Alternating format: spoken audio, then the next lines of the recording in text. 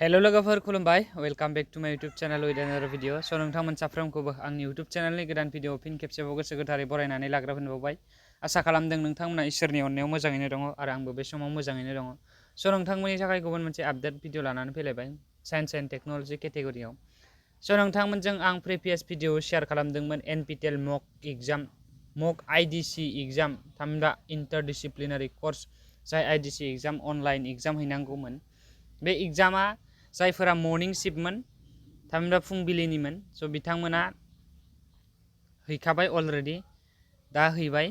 नाथाय जायफोरना सानजौफुआव दङ बिथांमोननि थाखाय बे भिडियोआ जोबोर इनफरमेटिभ जागोन स नोंथांमोना बेनिफ्रायबो माखासे टिप्स एन्ड ट्रिक्स सोलोंनानै लानो हागोन आरो नोंथांमोना बे कुइसनफोरखौ फल' खालामोब्ला बेनिफ्राय फैथावथाव कुइसन मोनखाथारगोन आरो एक्जाक्टलि कुइसन मोननोबो हागौ स बेनिखायनो नोंथांमोना फैथावथाव माखासे कुइसनफोरनि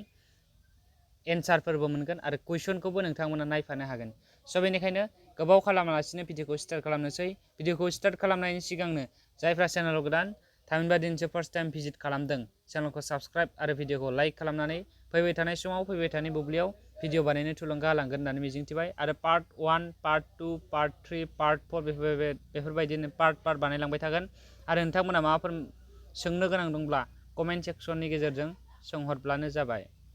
स फैदो जों भिडियोखौ स्टार्ट खालामनोसै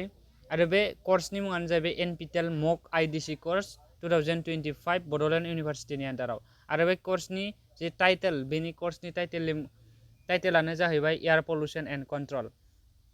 आरो दिनै आं नोंथांमोननो पार्ट 2 आव लानानै फैदों बे पार्ट 2 भिडियो जागोन आरो बे पार्ट 2 आव नोंथांमोना मोनजि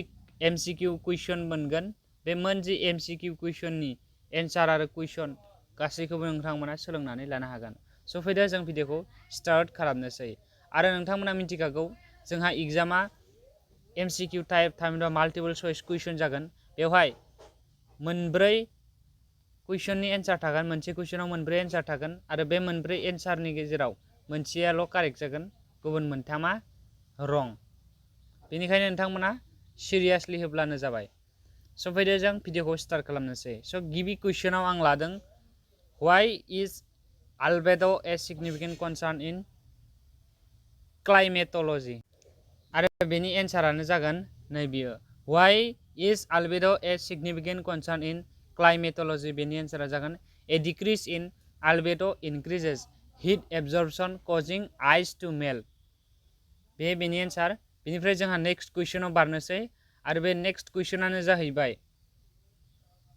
What happens when soot enters the atmosphere मा जागोन जेब्ला सुटआ एटमस्फियाराव हाबो होननानै बुंदों अब्ला बेनि एन्सारा जागोन जोंहा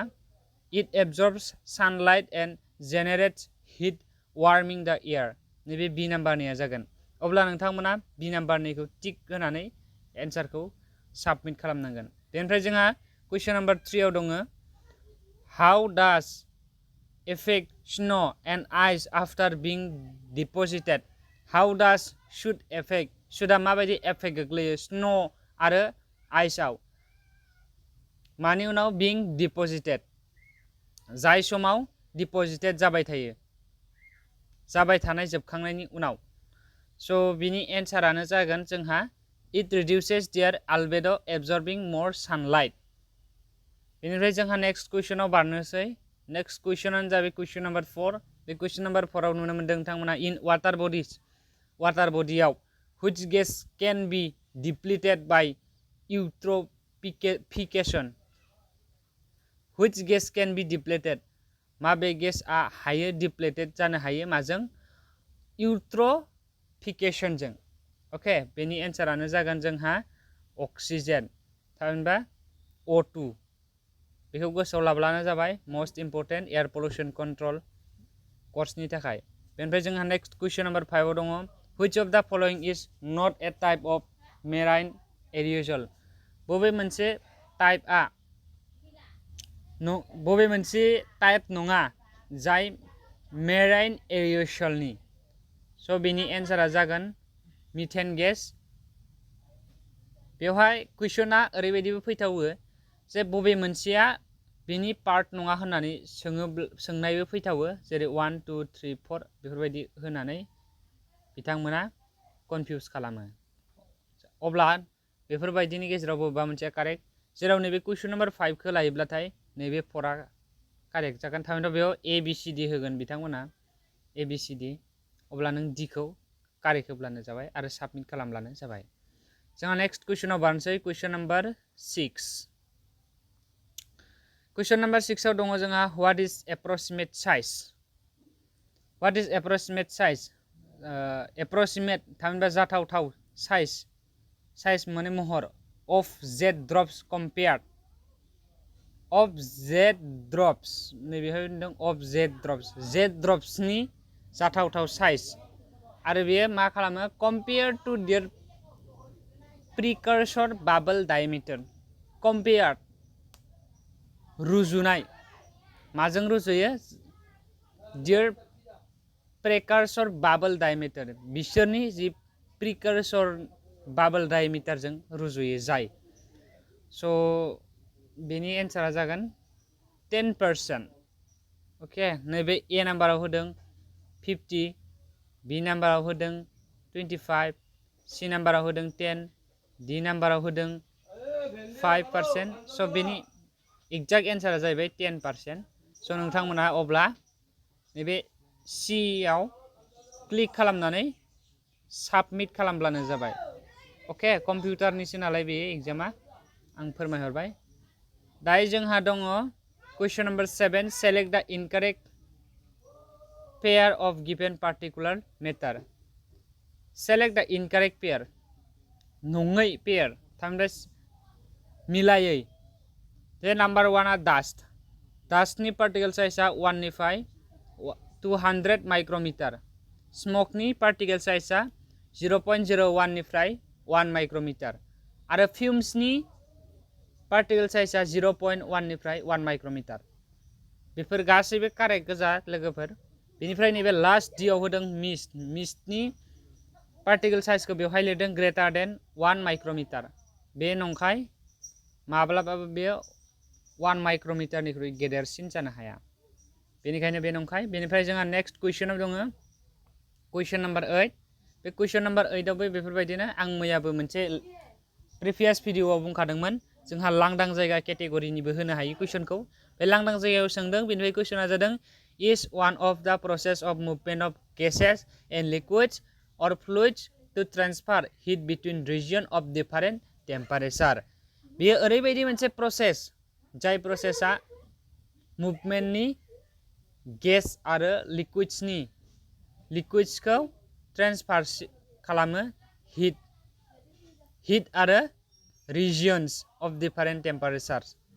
बिसोरनि मोननैनि गेजेराव बेखौ ट्रान्सफार खालामनानै होयो स' बिनि एन्सारा जागोन कनभेक्सन नैबे बी नाम्बारनिया बेनिफ्राय जोंहा नेक्स्ट कुइसन नम्बर 9 कुइसन नम्बर 9 आव दङ what is primary role of hydroxyl radical OH in the troposphere what is the primary role of the hydroxyl radical primary hydroxyl रेडिकेलनि प्राइमारि रला मा इन द ट्रपोस्फियराव बेखौ सोंदों आरो बेनि एन्सारा जागोन कन्ट्रल द